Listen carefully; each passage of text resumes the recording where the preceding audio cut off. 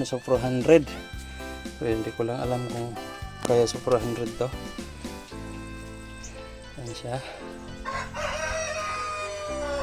Sa baba, alas wala ang umano. Hindi lang tumubo. Ayan. Dito.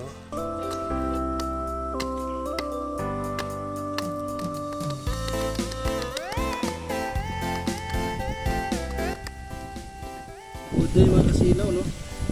Ito muna yung gamitin natin para sa mga butas kung saan tayo magtanim ng talong para mas mabilis siya.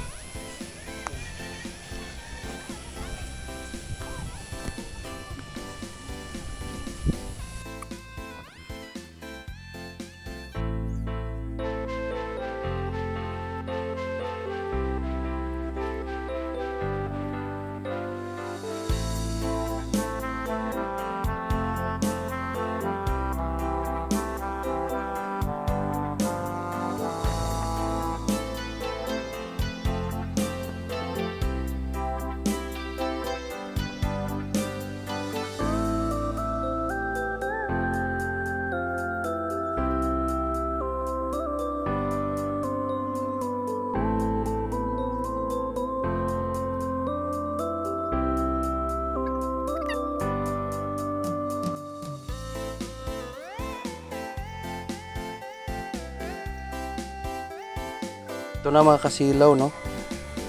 Ayan. May mga butas na yan. Ayan. Lagyan na natin ng yung uhotaw sa Bisaya. Ayan, ito. Yung mga butas na yan. Yan yung lagyan ng mga uhot o pataba ng tanim. Ayan. Kasi ito sa kabila, meron na yan mga kasilaw, no? Ayan. Meron na yan sila. Kaya yung dito mag-upisa hanggang doon wala pa yan. Ngayon pa lang. Ayan. Ito na mga kasilaw, no? Ito na yung tawag sa probinsya na uhot. Yan, no? Talagang parang lupa na siya. Na maganda talaga to sa sa gulayan. Yan, para sa tanong. Yan. Ito natin lagay. Ito yung purpose natin sa mga butas kasi lagyan natin ng uhot.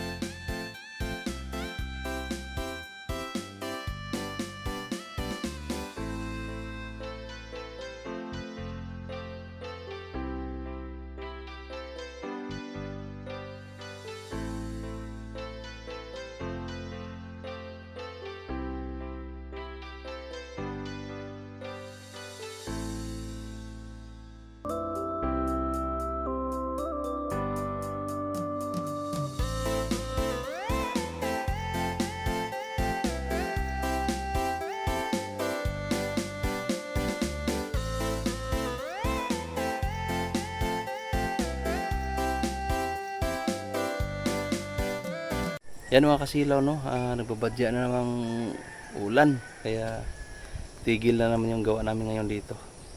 Ito, nalagyan na to ngayon ng ng pataba. Ayan. Uhot tawag sa amin. Ayan. Talaga ngayon mga kasilaw, no? Kaya talagang ganon. Pero pag medyo okay naman to ngayon, pag hindi tuloy yung ulan, tuloy lang din kami. Ayan. Kasi yan ang hindi pa nalagyan ng pataba yan. Yung sabi ko nga na tawag sa amin ukot. Meron pa namang dalawang sako doon. Baka kasya lang yan dito lahat, kasi maliit lang naman ang mga butas dito. Ayan, kaya na yan. Importante lang naman malagyan yung kahit kunti lang. Bahala na yung abono sunod. Yun, hanggang dito na lang mga kasilaw, no? Thank you for watching. Bye bye.